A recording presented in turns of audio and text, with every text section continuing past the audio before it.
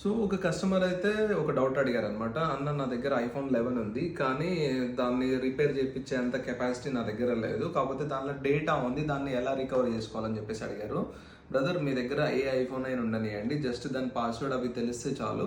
మీరు మన స్టోర్‌కి అయితే విజిట్ చేయండి. అది కేపీహెచ్‌పీ అయినా, గచ్చిబౌలి అయినా ఏ స్టోర్‌కైనా విజిట్ చేయండి. విజిట్ చేసిన తర్వాత సో మీకేంటనంటే మేము మినిమల్ చార్జెస్ అవి 1000 ఎంతో ఉంటుంది. దాని లోపే తీసేసుకొని మీ డేటా మీకు రికవరీ చేసిస్తాం. ఆ ఫోన్ మీదైతే సరిపోతుందనమాట.